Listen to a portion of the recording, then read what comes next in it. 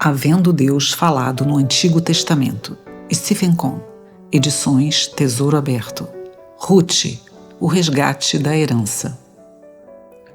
Disse, porém, Ruth: Não me instes para que te deixe e me obrigue a não seguir-te, porque aonde quer que fores, irei eu, e onde quer que pousares, ali pousarei eu.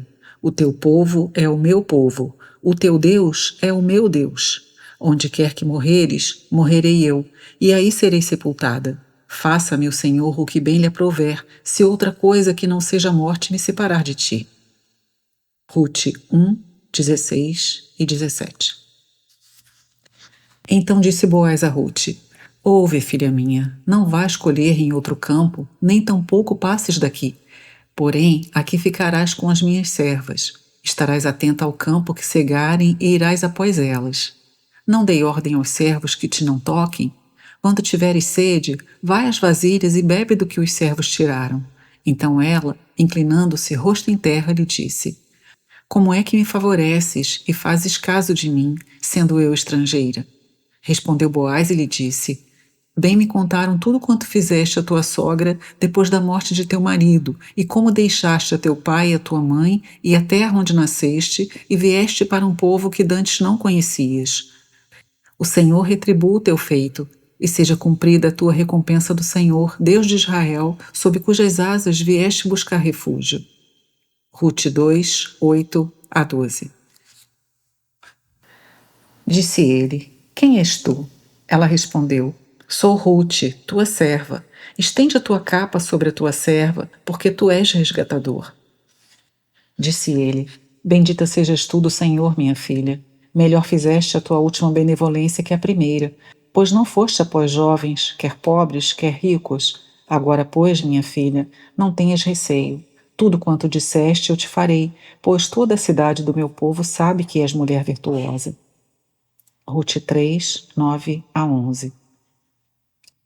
Então Boaz disse aos anciãos e a todo o povo: Sois hoje testemunhas de que comprei da mão de Noemi tudo o que pertencia a Elimeleque, a Quilion e a Malom. E também tomo por mulher Ruth, a Moabita, que foi esposa de Malom, para suscitar o nome deste sobre a sua herança, para que este nome não seja exterminado dentre seus irmãos e da porta da sua cidade. Disto sois hoje testemunhas. Ruth 4, 9 e 10. Oremos. Querido Pai Celestial, após termos lido Tua Palavra, pedimos que Teu Espírito Santo abra Tua Palavra ao nosso coração. Fala conosco, Senhor, e traz-nos para junto de Ti mesmo, pois Tu és nosso Redentor, nosso amor, nosso tudo. Entregamos esta oportunidade em Tuas mãos, em nome de nosso Senhor Jesus. Amém.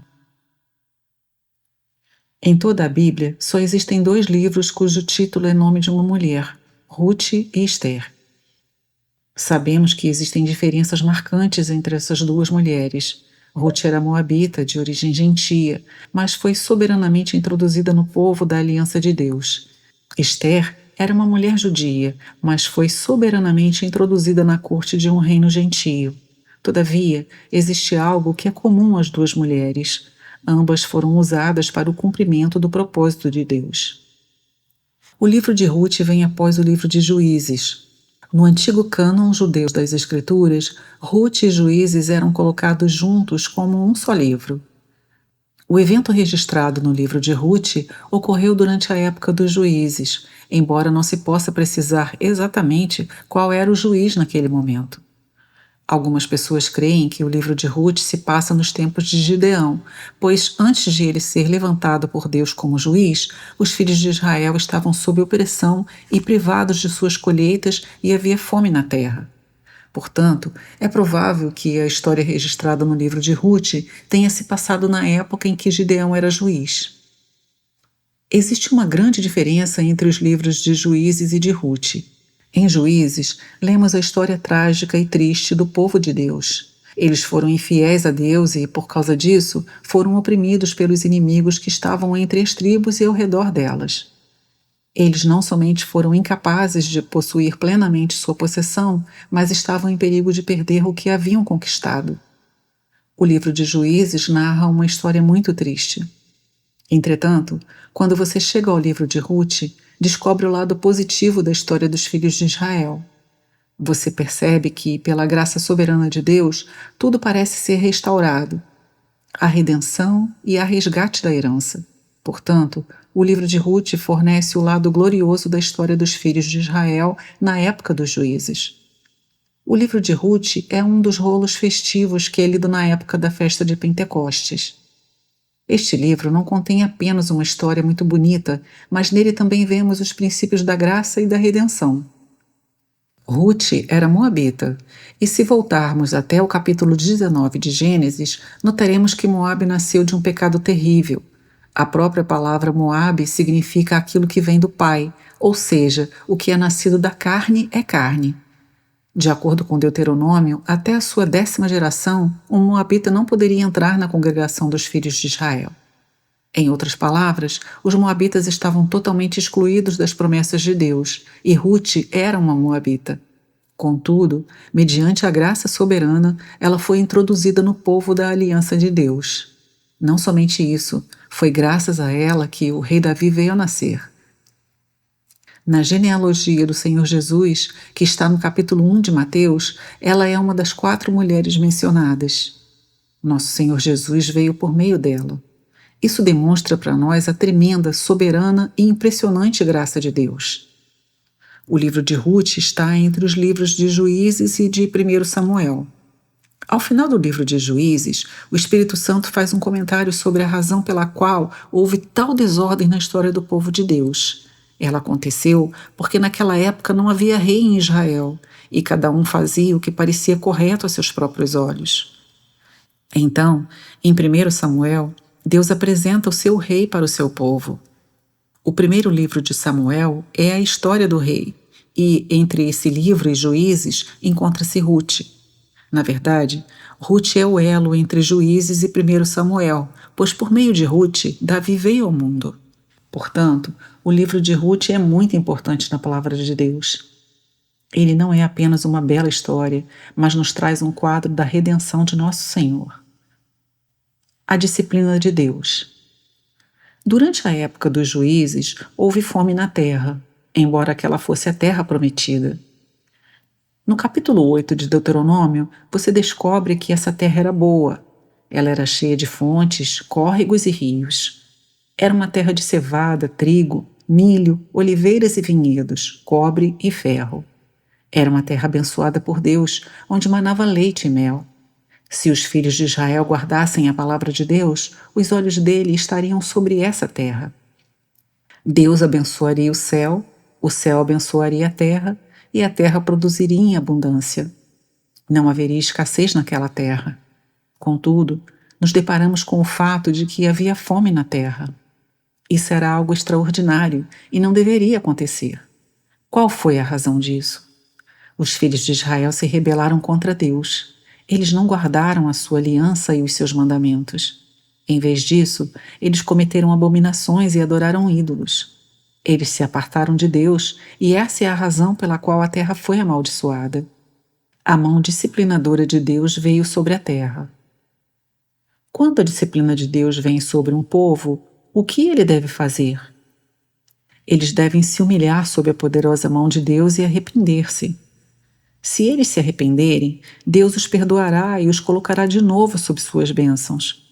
Porém, em lugar de fazer isso, Elimeleque tomou sua família e deixou a terra da promessa, a terra de sua herança, e foi para a terra de Moabe.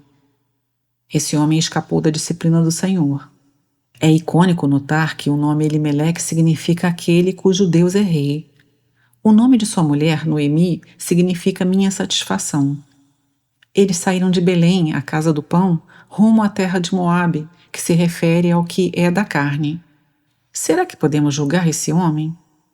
Não será verdade que seguidamente reagimos do mesmo modo diante da disciplina de Deus? Algumas vezes, ao sermos disciplinados por Deus, nossa primeira reação é tentar escapar, em vez de reconhecer nosso pecado, nos humilhando diante de Deus e nos arrependendo, tal como está escrito em 1 Pedro 5,6. Humilhai-vos, portanto, sob a poderosa mão de Deus, para que Ele, em tempo oportuno, vos exalte. Em vez de fazer isso, fugimos da disciplina de Deus. Será que você sabe que fugir da disciplina de Deus significa perder nossa herança? A mão disciplinadora de Deus seguiu aquele homem até a terra de Moabe. Ele não podia escapar da disciplina de Deus. Não há meio de fugir dela. Elimeleque morreu. Seus 2 filhos casaram com mulheres moabitas em franca oposição à palavra de Deus, e a disciplina os seguiu. Ambos os filhos morreram. Agora não havia qualquer esperança de que essa família recuperasse sua herança, pois todos os homens haviam morrido. Eles haviam tentado fugir da disciplina de Deus. Será que Deus, alguma vez, já nos disciplinou? Se Ele nunca nos corrigiu, então não somos seus filhos, somos bastardos. Ele nos corrige porque nos ama. Será que somos tão perfeitos que nunca pecamos contra Ele ou nunca fazemos nada errado? Além disso, se Deus nos disciplina por causa de seu amor, seu desejo é nos restaurar. Ele não tem desejo de nos punir. Sua vontade não é que estejamos sofrendo. Ele nos disciplina porque quer nos restaurar para si mesmo e para a nossa herança. Mas se fugirmos da disciplina e aparentemente podemos fazer isso, será que iremos escapar? Provavelmente, a mão de Deus será muito pesada sobre aqueles que permanecerem na terra. Mas qualquer um que tentar escapar da disciplina deve lembrar-se de uma coisa: tal pessoa está em perigo de perder sua herança. O propósito da disciplina é que herdemos nossa herança. Existem infindáveis riquezas em Cristo que Deus quer que herdemos. Por meio da disciplina, crescemos e somos capacitados a possuir nossa possessão em Cristo Jesus. Restauração. Nosso Deus é um Deus misericordioso. Quando os filhos de Israel estavam sob opressão, eles por fim clamaram ao Senhor. No capítulo 6 de Juízes, somos informados que eles foram oprimidos por 7 anos. Contudo, foi somente ao final desses 7 anos que eles começaram a clamar ao Senhor. Quando eles o fizeram, Deus enviou sua mensagem revelando por que eles estavam naquela situação tão ruim. Em outras palavras, Deus os declarou culpados de modo que eles pudessem arrepender-se de seus pecados. Além disso, em sua grande misericórdia, ele levantou um juiz para livrá-los da mão dos inimigos. Noemi estava agora na terra de Moabe com suas 2 noras. Eram 3 viúvas. Noemi já estava lá por cerca de 10 anos. Então, ela ouviu nos campos de Moabe que Deus havia visitado seu povo, dando-lhe pão. Noemi era uma mulher que estava sob a mão disciplinadora de Deus, mas devemos prestar atenção em sua atitude. Ela não era como o marido que fugira da disciplina de Deus até encontrar seu próprio fim. Noemi percebeu que a mão disciplinadora de Deus estava sobre ela. Ela disse às suas noras que passava por maior sofrimento e dor do que elas, porque a mão do Senhor estava sobre ela de forma muito pesada. Em outras palavras, ela era uma mulher que se submeteu à disciplina do Senhor. Em relação a si própria, ela já havia perdido toda a esperança de recuperar sua herança, pois não havia nenhum homem na família. Mas, quando ouviu que Deus havia visitado a terra e dado pão a seu povo, seu coração foi despertado. Ainda que estivesse sob disciplina, Noemi tinha um coração, um desejo por Deus e pela herança. Assim, ela decidiu voltar à sua terra. Noemi tentou despedir-se de suas noras, pois não havia qualquer esperança para elas se a acompanhassem até a terra de Israel. Lá não havia futuro para elas. Entretanto, Ruth se apegou a Noemi. De que modo Ruth foi introduzida no povo da aliança de Deus? Não foi pelo fato de ela ter se casado com Malom. Na verdade, foi por meio de Noemi que Ruth veio a relacionar-se com o povo da aliança de Deus. Noemi era uma pessoa que estava sob disciplina e, devido à sua submissão à mão disciplinadora de Deus, havia uma expressão de beleza que se originava dessa atitude. Isso atraiu Ruth a ponto de fazê-la lançar-se sob as asas do Deus de Israel. Há um testemunho real quando você vê uma pessoa que está sob a disciplina de Deus e mantém um espírito submisso. Isso demonstra não apenas fé, mas mostra quão real e vivo é o Deus a quem ela se submete. Não vemos este tipo de atitude no mundo. Ao contrário, o que vemos nele é rebelião. Mas esse espírito submisso toma a disciplina como vinda do Senhor, curva-se diante da mão de Deus, reconhece que Deus é justo em todos os seus feitos e espera somente por sua misericórdia. Quando encontramos esse espírito submisso, ele revela que Deus é real. Isso mostra que nosso relacionamento com Deus é real e o resultado é que as pessoas são atraídas, pois elas estão buscando a realidade. Esse espírito atraiu Ruth não apenas a Noemi, mas ao Deus de Noemi. Portanto, quando Noemi tentou despedir-se dela, Ruth respondeu: Não me instes para que te deixe e me obrigue a não seguir-te, porque aonde quer que fores, irei eu, e onde quer que pousares, ali pousarei eu. O teu povo é o meu povo, o teu Deus é o meu Deus. Ruth 1:16. Ela lançou a sua sorte com o povo de Deus. Ela tomou o Deus de Israel como seu Deus. Ela havia decidido deixar sua terra nativa, seu próprio povo, seus deuses e lançar-se sob as asas do Deus vivo. As virtudes de Ruth. Ruth significa beleza. Alguns dizem que Ruth significa satisfeita. Quando você lê essa história tão curta, percebe quão bela é essa mulher. Existem tantas virtudes nela. Olhe para seu relacionamento com a sogra. Normalmente, o relacionamento entre sogra e nora é muito difícil, pois ambas querem ter direitos exclusivos sobre o mesmo homem, e isso seguidamente produz conflitos. É muito difícil que sogra e nora convivam bem, mas neste livro temos um belo exemplo de relacionamento íntimo entre uma sogra e sua nora. Nele, a sogra pensa em todas as coisas para sua nora. Lembre-se da afirmação de Noemi: Minha filha, não hei de eu buscar-te um lar para que sejas feliz? Ruth 3:1. Da mesma forma, a nora demonstrou grande amor pela sogra. Ruth tinha um grande desejo de servi-la, de trabalhar em favor dela e sustentá-la. Havia um relacionamento muito bonito entre elas. Meu sentimento é que, se a vida do Senhor estiver realmente se manifestando, algo assim irá acontecer. Algumas vezes, notamos que as coisas não estão ocorrendo desse modo, pois estamos vivendo por nossa vida carnal, em lugar de viver pela vida de Cristo. Se a vida de Cristo é realmente viva, tanto na sogra como na nora, haverá um relacionamento harmônico, amoroso e cheio de beleza. Esse é o único resultado possível. Ruth era uma pessoa muito diligente. Ela trabalhava nos campos e até o servo de Boaz disse: Essa moça trabalhou aqui desde a manhã até agora e ela raramente descansa. Ruth apenas trabalhava, trabalhava e trabalhava. Ela era uma mulher diligente e industriosa. Quando lhe foi dado alimento para comer, ela separou uma porção para a sogra. Ruth não era egoísta em qualquer sentido. Existem muitas coisas boas que podemos dizer sobre ela, mas queremos nos concentrar em apenas um ponto. Ruth colocou-se sob as asas do Deus de Israel. Ela era uma mulher moabita e, portanto, estava excluída da comunidade de Israel e sem acesso às promessas de Deus. Ela não tinha nada em relação a Deus.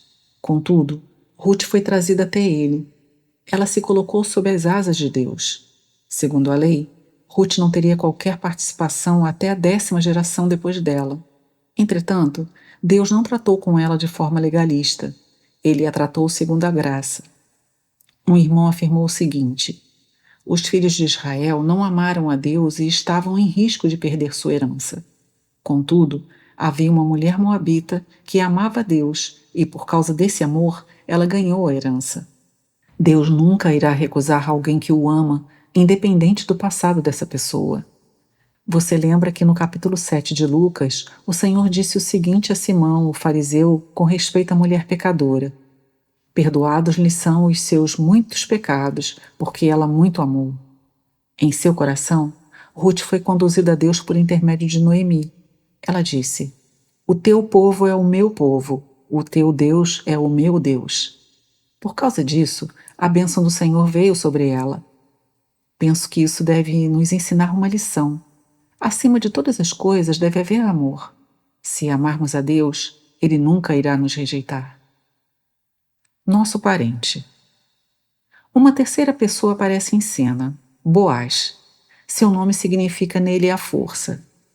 Ele era um homem rico, dono de muitos campos e era parente da família de Elimeleque. Boaz era um homem generoso e muito observador. Por casualidade, Ruth foi apanhar espigas nos campos de Boaz. De acordo com a lei levítica, quando você está fazendo a sua colheita e esquece um feixe de espigas, não pode voltar para apanhá-lo. Esse feixe deve ser deixado para as viúvas, os estrangeiros e os pobres. Era costumeiro entre os filhos de Israel que, onde houvesse colheita, haveria também pobres, viúvas e estrangeiros, seguindo os segadores e recolhendo qualquer coisa que fosse deixada para trás, de modo a terem o que comer. Isso mostra o caráter de Deus, que sempre se compadece dos pobres, das viúvas e dos estrangeiros.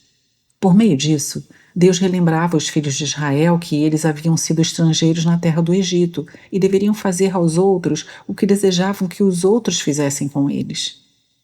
De acordo com o costume, Ruth pediu permissão à sogra para ir apanhar espigas nos campos. Nisso vemos quão obediente era essa nora. Noemi então disse: "Vai, minha filha." Havia muitos campos nos arredores de Belém, mas pela providência de Deus, Ruth foi conduzida até os campos de Boaz. Ela não sabia disso, mas Deus sabia. Quando Boaz veio ao campo, perguntou a seu servo, encarregado dos segadores, quem era aquela moça. Ele lhe disse que era uma mulher moabita que havia retornado com Noemi e que havia trabalhado todo o dia. Boaz foi bondoso com ela e lhe disse: "Tudo o que fizeste me foi dito. És uma mulher de valor.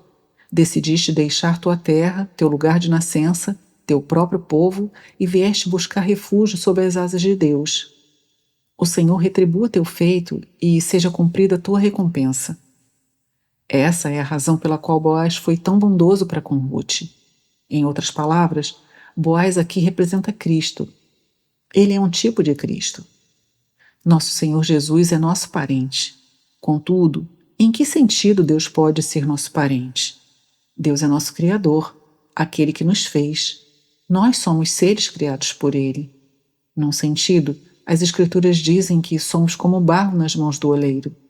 O oleiro tem todo o direito de fazer o vaso o que quiser com aquele barro e não há nada que possamos dizer sobre isso.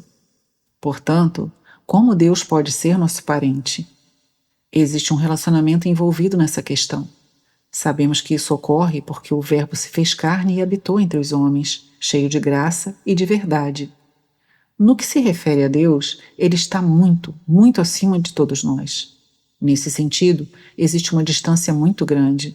Não há qualquer parentesco de natureza tão íntima. Entretanto, agradecemos a Deus, pois o Senhor Jesus veio a este mundo. Pois tanto o que santifica como os que são santificados, todos vêm de um só. Hebreus 2, 11. Somos constituídos de carne e sangue. Portanto, o Senhor tomou parte em carne e sangue, de modo que pudesse morrer por nós e, mediante sua morte, destruir aquele que tem o poder da morte, o diabo, e nos livrar do temor da morte. Veja Hebreus 2, 14 e 15. Ele é o nosso parente. Ele é rico, cheio de graça e de verdade. Ele é bondoso e deseja nos abençoar. Boaz disse a Ruth: "Fique em meu campo e não vá a outro lugar.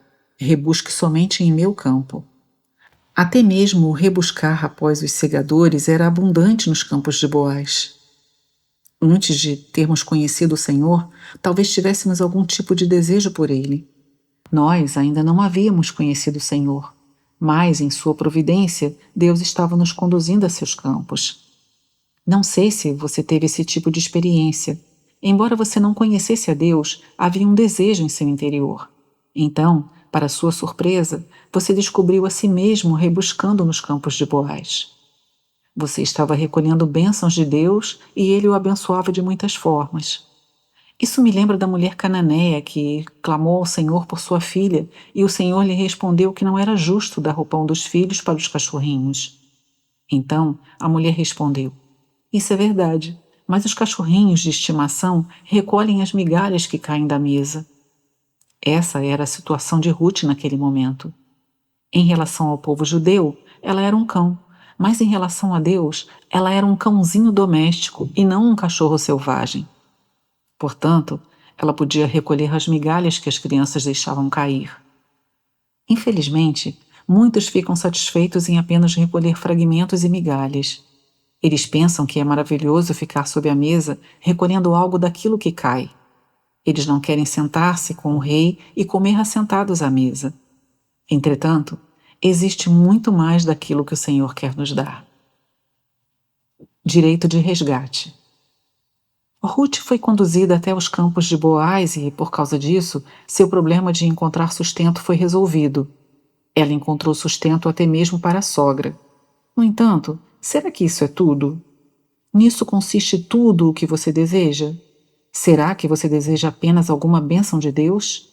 Deus vai abençoá-lo, mas isso é tudo o que você quer? Noemi sabia que havia mais do que isso. Quando acabou a colheita, ela disse a Ruth que Boaz era parente delas e tinha o direito de resgate. Segundo a palavra de Deus em Levítico 25, se um israelita empobrecer e tiver de vender sua terra, o parente mais próximo tem o direito de resgatá-la. Você deve lembrar que a terra pertence a Deus e ele a dividiu de modo que cada pessoa tivesse uma parte. Essa porção de terra deveria ser mantida na família para sempre. Portanto, quando alguém empobrecia a ponto de ter de vender sua terra, a lei prescrevia que o parente mais próximo tinha o direito de comprá-la, de modo que a terra permanecesse na família. Isso impedia que a terra de uma tribo passasse para outra, ou até mesmo para estrangeiros. Existe outra lei no capítulo 25 de Deuteronômio. Ela diz que, se um homem morrer sem filhos, seu irmão, que vive com ele, deve tomar a viúva para que haja descendência do falecido. Isso ocorria para que a herança pudesse ser perpetuada. A herança é algo muito importante para os filhos de Israel. Boaz tinha o direito de resgate, mas este precisava ser reivindicado. Portanto, Noemi disse a Ruth: esta noite, Boaz vai comer e beber. Ele vai estar muito feliz com o término da colheita e, provavelmente, irá deitar-se na eira. Você irá até lá para reivindicar o direito de resgate. Então Ruth foi até lá e deitou-se aos pés de Boaz. Quando ele acordou e notou sua presença, perguntou quem era ela. Ruth respondeu: sou Ruth, tua serva. Estende a tua capa sobre a tua serva, porque tu és resgatador. A cruz. Tudo isso aconteceu na eira, que é o lugar onde o trigo e a palha são separados. Em termos espirituais, a eira fala da cruz, pois ali há uma divisão de todas as coisas, o que é de Deus e o que não é de Deus. Na cruz acontece uma grande divisão, e Ruth reivindicou seu direito de resgate na eira. Irmãos, lembre-se disto. A cruz do Senhor Jesus é o lugar onde reivindicamos nosso direito de resgate, pois nosso Cristo, nosso Senhor Jesus, morreu na cruz por nós. Ele disse: está consumado. A obra de redenção está consumada e, portanto, reivindicamos o direito de resgate naquele lugar. Dizemos: resgata-nos, Senhor. Você lembra da parábola do Senhor Jesus sobre os dois homens que entraram no templo para orar? Cheio de justiça própria, o fariseu orava em voz alta para ser ouvido por todos e dizia: Deus, eu te agradeço por ser tão bom e não ser como aquele pecador. O publicano, por sua vez, nem ousava ir à frente. De longe, ele batia no peito e dizia: ó Deus, sê propício a mim. Veja Lucas 18, 10 a 14. Outra tradução diz: ó Deus, que haja expiação por mim. Esse publicano estava olhando para o altar. Ele viu o sacrifício sendo queimado e disse: que haja expiação por mim. Eu reivindico meu direito de resgate. Ele obteve o que pediu. A cruz do Senhor Jesus é o lugar onde reivindicamos o direito de resgate. Quão maravilhoso é esse direito! Trata-se de uma dupla redenção, pois ela não apenas resgata a terra, mas também a pessoa. A lei não pode resgatar. Infelizmente, havia um parente mais próximo do que Boaz. Portanto, ele respondeu a Ruth: sim, eu vou exercer o direito de resgate. Farei isso com alegria, pois você é uma mulher de valor. Todo mundo sabe disso. Contudo, há um parente mais próximo e, se ele quiser fazê-lo, tenho de permitir. Se ele não quiser, eu vou fazê-lo. O nome desse parente mais próximo não é mencionado.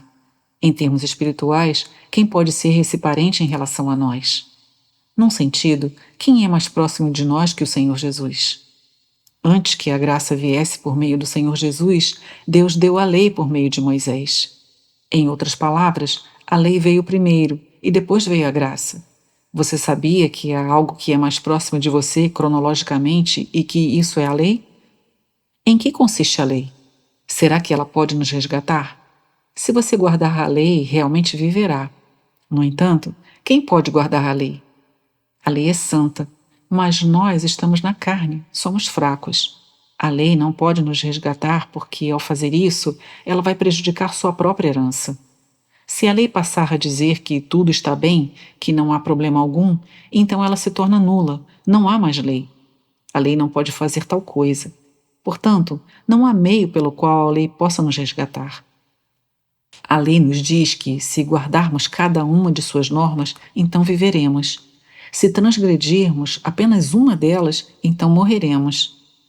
Não há nenhuma concessão, negociação ou alternativa. A lei não pode resgatar.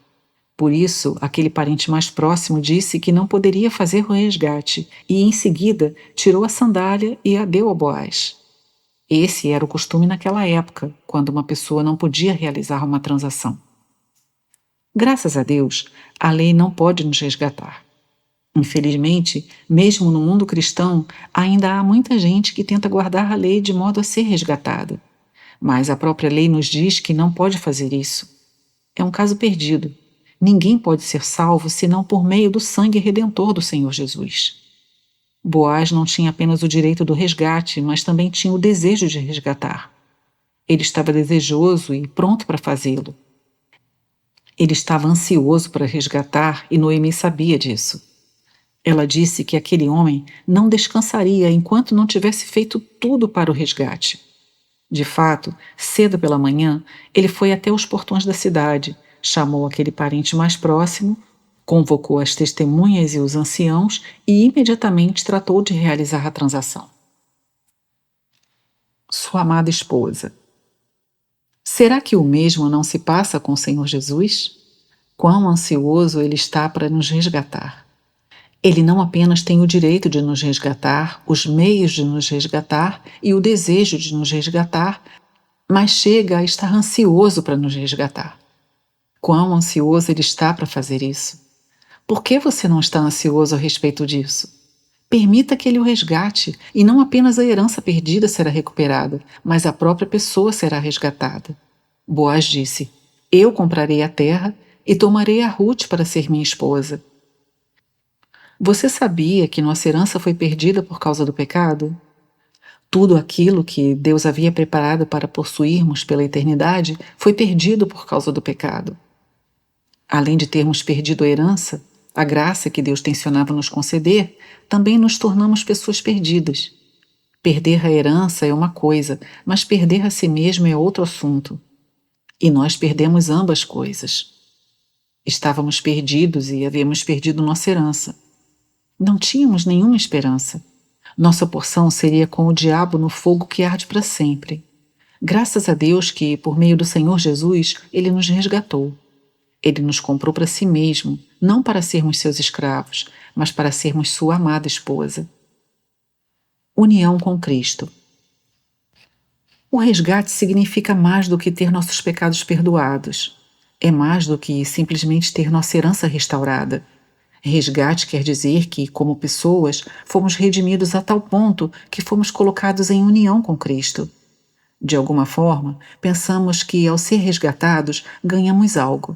Afinal, ganhamos o perdão dos pecados, ganhamos a vida eterna, ganhamos isso e aquilo, ganhamos bênçãos de Deus. Contudo, irmãos, há muito mais do que isso.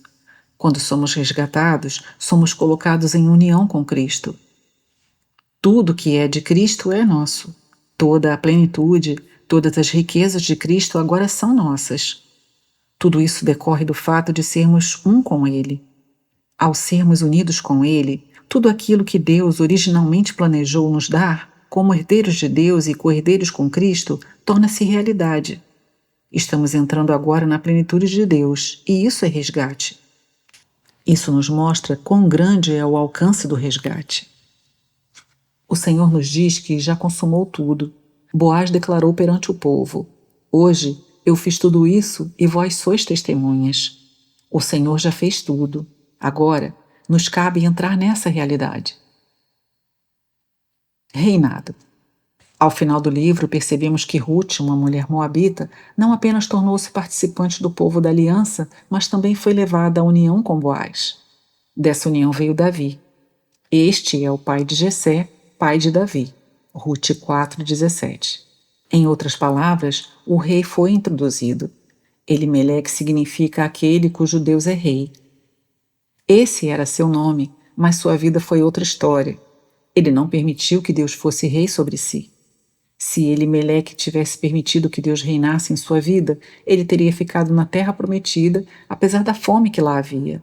Ele teria se humilhado diante de Deus, confiado nele, submetendo-se sob sua mão disciplinadora. Então ele seria restaurado. Contudo, ele não permitiu que Deus fosse seu rei. Este é o tema do livro de Juízes. Ninguém permitia que Deus fosse rei sobre si.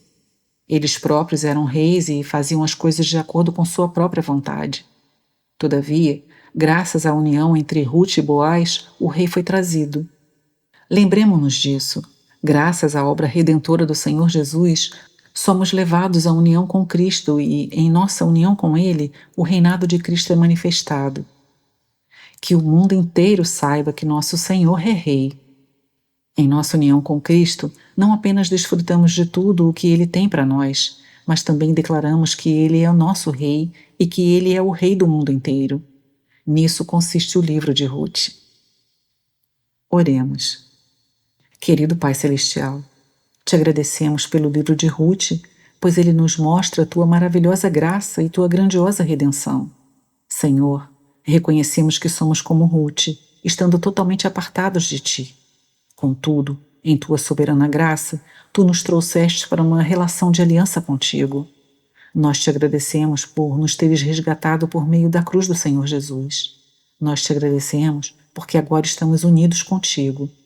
Nós te agradecemos porque reconhecemos que tu és nosso Rei e não há outro. A ti seja a glória. No nome do nosso Senhor Jesus. Amém.